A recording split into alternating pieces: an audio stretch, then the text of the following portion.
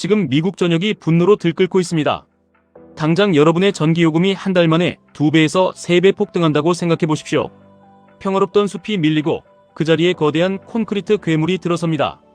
사람들은 분노했고 선거에서 정치인들을 모조리 낙선시키고 있습니다. 이것은 단순한 바다 건너 뉴스 기사가 아닙니다. 여러분이 지금 당장 QQQ 그리고 수익률을 극대화할 QLD, TQQQ 계좌를 열어 수량을 모아야만 하는 가장 강력하고 확실한 이유입니다. 세상은 지금 거대한 부의 이동을 시작했습니다. 그 중심에 바로 인공지능 데이터 센터가 있습니다. 과거의 데이터 센터는 넷플릭스 영화를 보관하거나 이메일을 주고받게 해주는 단순한 디지털 창고였습니다. 하지만 지금은 차원이 다릅니다. 우리가 챗GPT나 제미나이에 질문 하나를 던질 때마다 그 답을 만들어내기 위해 수천억 개의 연산이 일어납니다. 전기를 말 그대로 집어삼키는 괴물로 진화한 것입니다. 미주리의 페스터스라는 작은 도시를 보십시오. 시의회가 무려 8조 8천억 원짜리 거대한 데이터 센터 건설을 밀실에서 승인했습니다. 거대 건설사가 수십만 평의 숲을 밀어버리고 지으려던 이 프로젝트는 결국 붕괴한 유권자들에 의해 산산조각 났습니다. 주민들은 선거를 통해 데이터 센터를 승인한 현역 시의원 4명을 전부 떨어뜨렸습니다. 내 뒷마당에 혐오 시설이 들어오는 것을 반대하는 단순한 이기주의가 아닙니다. 삶의 터전과 생존이 걸린 문제이기 때문입니다. 메인주의 상황은 더욱 심각합니다. 맑은 바다에서 랍스터를 잡고 아름다운 단풍 관광으로 먹고 살던 청정 지역에 거대한 데이터 센터가 들어오려 하자 주의회가 아예 건설을 일시 중단시키는 모라토리엄 법안을 압도적으로 통과시켰습니다. 주지사가 일자리와 막대한 투자금 때문에 간신히 거부권을 행사했지만 민심은 이미 둘로 갈라져 극심한 갈등을 겪고 있습니다. 사람들은 데이터 센터가 들어오면 자신들의 환경이 파괴되고 무엇보다 전기요금이 폭등할 것을 직감한 것입니다. 실제로 미국의 전기료는 지난 7년간 무려 46%나 폭등했습니다. 작년 한 해 전기요금 상승률은 미국 전체 물가 상승률의 2배를 가뿐히 넘겼습니다. 데이터 센터가 블랙홀처럼 몰려있는 조지아주를 보십시오. 불과 3년 만에 전기요금이 6차례나 올랐고 그 기간 동안 전기료는 50%가 인상되었습니다. 빅테크 기업들은 자신들이 쓸 전기값은 자신들이 낸다고 변명합니다. 하지만 진실은 무섭습니다. 거대한 데이터 센터가 들어오면 주 전체를 가로지르는 거대한 공공송전망에 과부하가 걸립니다.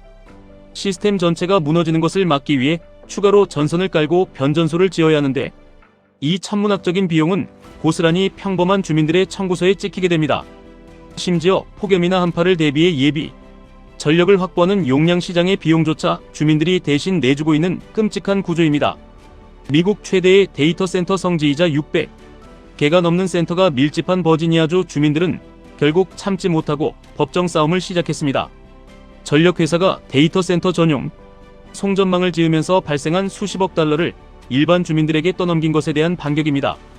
버지니아주 역사상 가장 큰 20조 원 규모의 디지털 게이트웨이 프로젝트는 엄청난 전력을 소모한다는 이유와 역사적 부지를 훼손한다는 이유로 주민들의 소송에 휘말렸고 결국 법원이 주민들의 손을 들어주며 거대한 건설 공사가 전면 중단된 상태입니다.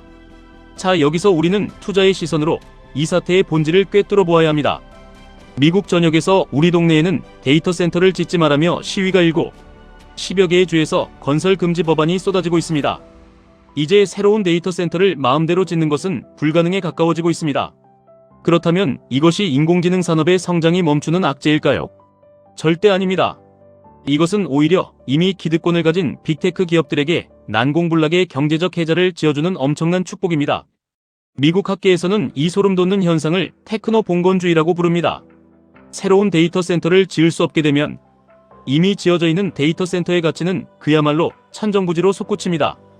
아마존, 마이크로소프트, 구글 같은 거대한 하이퍼스케일러들은 이미 버지니아를 비롯한 전력 요충지에 자신들의 거대한 디지털 영지를 확고하게 구축해두었습니다. 새로운 혁신 기업이 나타나 인공지능 시장에 도전하고 싶어도 데이터 센터를 지을 땅도 없고 전기도 끌어올 수 없습니다. 진입장벽이 완벽하게 콘크리트로 막혀버린 것입니다.